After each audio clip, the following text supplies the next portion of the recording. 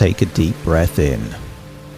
And as you breathe in, imagine breathing in a feeling of calm and relaxation. Breathing in that relaxation, and as you exhale, just allowing tension to leave your body. Now that's it.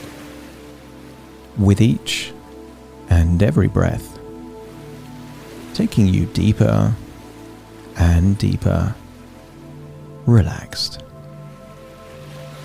And I want you to use the power of your imagination to imagine a relaxing place, far away from any workplace.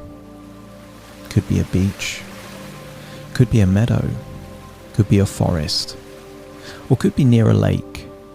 And I want you to use the power of your imagination to imagine being in that place. And you do this all the time. Isn't that what daydreaming is? Using the imagination to imagine that you're someplace else, or perhaps a different place in time. Because the imagination is the brain's equivalent of a teleportation machine, being able to go anywhere at any time. And if you're by the beach or a lake or a forest, this could be in the future, or this could be hundreds of years in the past. And why don't you try that? Imagine being by the side of a beach 300 years in the past. And perhaps it's difficult to tell that this is so long in the past, because a beach rarely has any clues as to what year you were on the beach. And imagine this is an abandoned beach, away from a city or town, just seeing the tide come in and go out.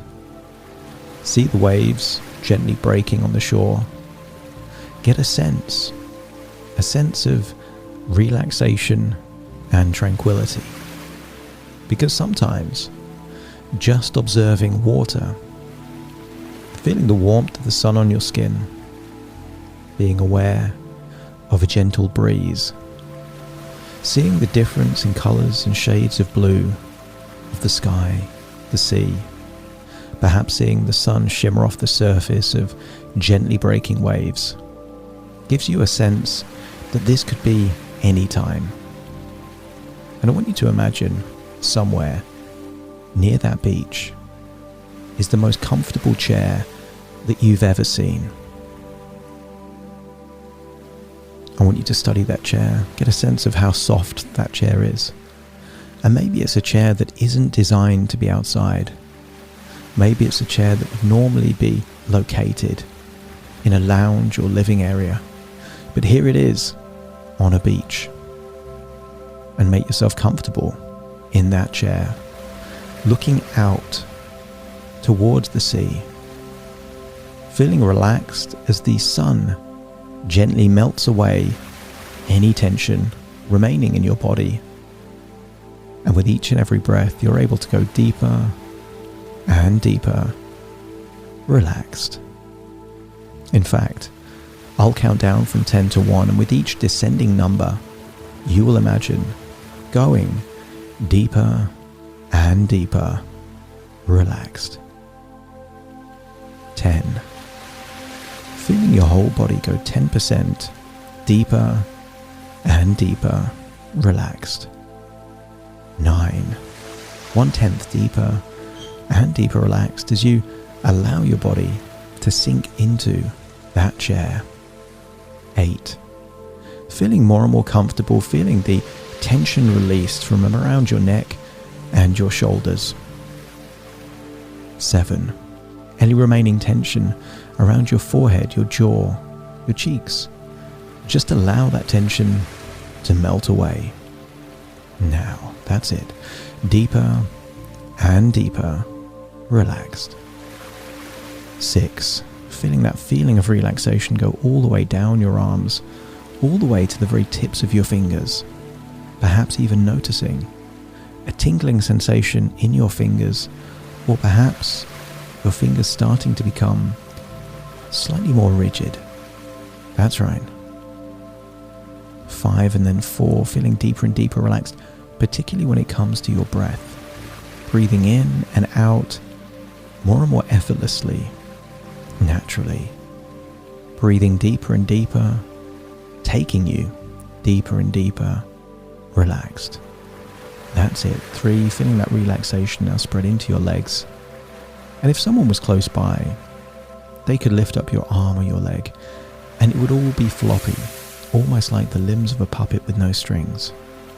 You can imagine someone lifting your arm up and letting it go, and imagine it flopping all the way back to your side. That's right. 2, feeling that relaxation go all the way down your legs into your toes, and now feeling that you're about to drift off to sleep on that chair, on that beach, 300 years in the past. That's right. Falling asleep. 1 now. That's it. Deeper and deeper. Relaxed. So relaxed, in fact, that you could imagine that you have drifted off in such a deep sleep that you enter a state of sleep known as REM sleep. REM sleep is your dream sleep, where your eyes start to move and you can vividly imagine things as if they're real. And that's a strange thing about dreams. They feel real while you're in them, and it's only when you wake up that you realize the whole thing was a dream. And I want you to imagine you're in a dream now. I want you to imagine that you are in your place of work. I want you to look around, and maybe that's an office space, and you can see computer screens, and you can see all the things that you're used to, perhaps a desk, the layout of the office, maybe even some people in the office that you recognize. And I want you to use the power of your imagination to consider a thought experiment. What if it was the case that you were able to take your company, your business, your place of work, and keep all of the people, all of the technology, and more importantly, all of what you are able to do at this point in time. And I want you to imagine going back in time. I don't know if you'll go back 5 years in the past, 10 years in the past, or even 20 years in the past. And I want you to imagine that's happening now. Everything is going backwards in time except your place of work. So much so that you can imagine it is now the past, and every other business and company that exists is having to deal with the technology that exists at their point in time. But you and your company have access to the company that exists in the present, which for everyone around you would be the future. I want you to imagine that perhaps if they want to communicate with someone, they have to make a phone call, or perhaps send a fax, or depending on how long ago it was, maybe even write a letter. And yet, you are able to send an email or an instant message. And just imagine what level of competitive advantage you would have being able to access technology that doesn't exist for everyone else for many, many years. I want you to get a sense that other people, other businesses may have to meet face to face in order to agree certain decisions. But imagine that you've got the ability, just for you and perhaps your clients or suppliers, that you could do a video call using something like Teams or Zoom. Just imagine everyone else would be operating at a slower pace. In your work, in your business, you would be able to react to things more quickly. have decisions take place in a more efficient way. The speed of communication would enable everything to happen more quickly. And I want you to reflect on a saying. In the kingdom of the blind, the one-eyed man is king. And I want you to imagine that you are now accessing a dream within a dream within a dream, and that you are now in an entire population, an entire kingdom where everyone is blind. And I want you to imagine that of the entire population, you are the only person that has access to eyesight in just a single eye. Imagine that for everyone else, they would have to use complex tools, perhaps advanced dexterity with their fingertips, increased reliance on their hearing, and even with what many people would consider a disadvantage compared to a population where the majority of people have eyesight in two eyes. In this kingdom where everyone is blind, apart from you, having access to just one eye is an incredible competitive advantage. And I want you to now return to that period in the past where you have access to future technology that no one else in the past has access to. In an environment like that, in the same way that in the kingdom of the blind, the one-eyed man is king, in the companies of the past, the technology of the future will enable that company to dominate and far exceed any other business in their same sector. Because the principle of a competitive advantage is having access to those things that other people either aren't aware of yet or aren't efficiently utilizing yet. And now I want you to imagine going into the present right now in your workplace, taking that same idea of a competitive advantage. Because if current technology was taken into the past, you would dominate and far exceed anything that your competitors or other businesses can do, then the principle of competitive advantage through technology still applies. I want you to appreciate that some businesses out there in the world still aren't using technology that is widely used. There may be some family-run businesses that are still trying to run a business without using email, without using video conferencing, without using apps that save time or make things more efficient. There may be even some plumbers or electricians trying to run a business without a mobile phone. There may be companies trying to interact with their customers without using social media. And I want you to entertain the idea that although that's possible, those businesses are at a disadvantage from all the other businesses in their same sector that embrace and utilize technology, but not use it for the sake of using it. I want you to get a sense that the businesses that use it in a strategic way to speed up processes, to do what used to take 5 hours in perhaps a single hour or even less, are the ones that are using technology for them. And I want you to entertain the idea that technology can either be a tool or a distraction. It can be functional, or it can be something that gets in the way. It can become an obstacle. But in most cases, it's a self-fulfilling prophecy.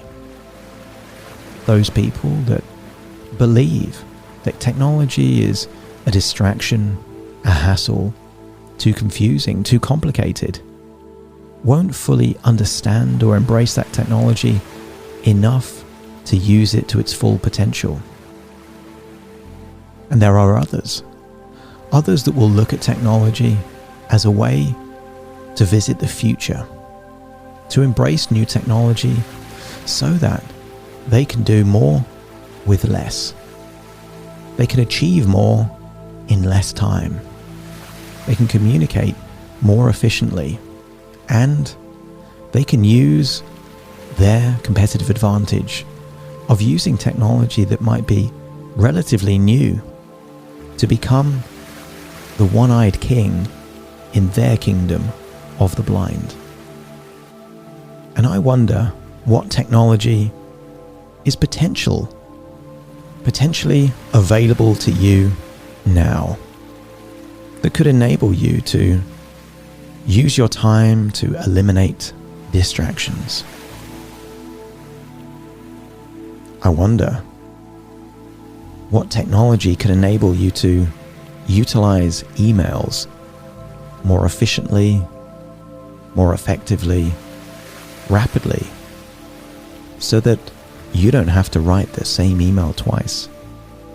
You could use templates. You could leverage artificial intelligence to learn what's important for you and what isn't, to enable you to save time. And imagine what you could do with that additional time. Perhaps you could plan projects. You could analyze the best use of your time and do more of what you're good at and less of what you're not. I wonder if we can visit history one last time. I want you to go back in time, a time in history in Italy. And we're going to visit an economist called Pareto. Pareto did some maths and figured out an interesting rule. The 80-20 rule. A rule of leverage. Some people call this the Pareto principle. And here you are in historical Italy, hundreds of years ago, observing Pareto, realize that this 80-20 rule applies in so many different contexts. He figured out that 80% of the land and the wealth was owned by just 20% of the richest families from Italy. He figured out that 80% of the results of a company quite often came from 20% of the activities or people. And this principle applied in so many different contexts.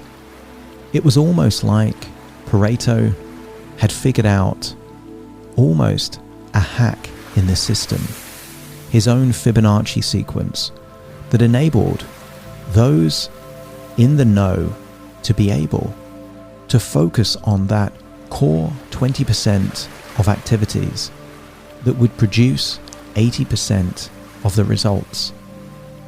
And what if technology in the present enabled people to leverage their 20% that they are most competent in to produce leveraged returns, to enable them to be perhaps incrementally and using compound to leverage their effort to maximize results?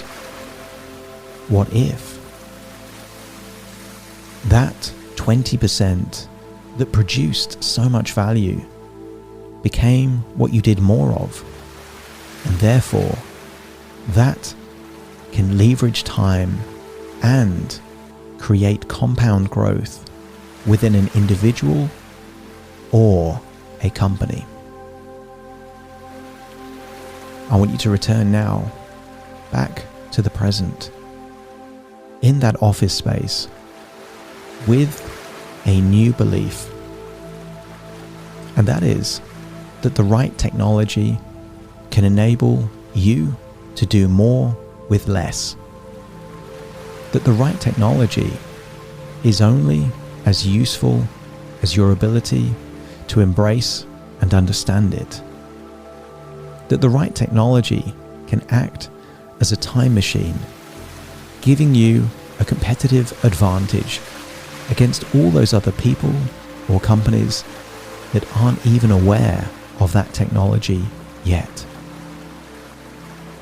And the core suggestion is that you have all of the resources to be able to understand and use technology in a way that excites you, that inspires you, that gives you a glimpse into the future and enables you to become increasingly more valuable to yourself, wasting less time, and more valuable to whoever you serve, your company, your colleagues, perhaps your own projects and ideas.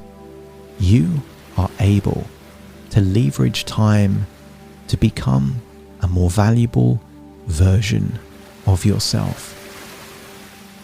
And I want you to imagine you are now sitting on your chair looking at your computer screen and looking at those key apps or software that you believe has the ability to give you an edge. And I want you to notice that the feeling is changing. As you look at those screens, I want you to detect an element of excitement and enthusiasm, to notice where that feeling is and to increase that feeling. Make it grow, make it larger, make the screen more vivid, more bright. And I want you to get a sense that utilizing technology is a superpower, and your attitude and enthusiasm to learn these superpowers will in fact create a self-fulfilling prophecy of you becoming more powerful and more valuable than ever before. And allow these seeds of an idea to take root deep in your subconscious mind, and over the next few days and weeks, you will nurture these seeds by doing the very things that would nurture any new idea. Being supportive, trying new things, accepting that perhaps any old beliefs of not understanding things is just a story you've told yourself to avoid perhaps making mistakes or feeling silly. And all of these disappear as you now believe that you can learn anything. Anything that anyone else knows, you have the ability to learn. Any program, software, or app that anyone else can use, you have the ability to learn how to use it too. And then I want you to imagine that you are now drifting into the future, perhaps 6 months into the future. And I want you to see yourself like a fly on the wall, or perhaps a stranger in the same environment looking at you, but a different version of you. A version of you that has embraced technology, grown to have an enthusiasm for learning how to use new tools. And you can see how you effortlessly use perhaps software you've not even seen before. And I want you to hear those compliments of colleagues around you, telling you how efficient you are, how competent you are, thanking you, expressing their gratitude as to how much impact value and help you are offering. And I want you to get a sense of your facial expressions. You notice that expression of pride, of high self-esteem, of self-confidence, and that look of feeling valued.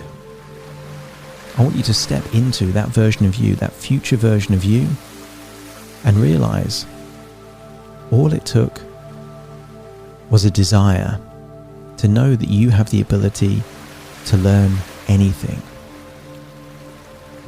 Babies aren't born walking and talking. Therefore, everything that you've been able to achieve in your life has been a result of learning something new. And to talk, you got many words wrong. And to walk, you fell down many times, and yet you persisted. And by persisting, you grew more confident, more competent, until it was effortless to walk and talk without thinking. You realize you are a natural learner, and if you could learn things like that, you can learn how to utilize new technology. And as you feel how good it feels to embrace new technology, giving you that feeling of knowing superpowers, feeling valuable, feeling proud, feeling that you have an edge, and that you're making an impact on the world. Take all those positive feelings and then find yourself back in the present, in that workspace, wondering how quickly you can utilize these new ideas, beliefs, and changes in energy. And then remember, this is just a dream within a dream, and there you are on a very comfortable chair on a beach 300 years in the past. And as you get up out of that chair, perhaps feeling your feet in the warm sand, still seeing the breaking waves on the shore, feeling that sun on your skin, realize that this is still your imagination on a journey. And right now, you are exactly in the present, listening to my voice right now. And in a few moments' time, I will count from 1 to 10 to awaken you. You will awaken feeling highly resourceful, feeling motivated, eager to learn, eager to embrace not any technology, but the technology that gives you the biggest leverage, enabling you to apply the Pareto principle in your life and your work, meaning you can get more done with less effort, so long as it's the right effort. You will awaken feeling optimistic, positive, and looking forward to the future and the increasing value and impact you will have on that future. Starting to count to awaken you. 1, 2, 3, waking up. 4, 5, 6, more alert. 7, 8, open your eyes, open your eyes. 9, 10, wide awake, wide awake, wide awake.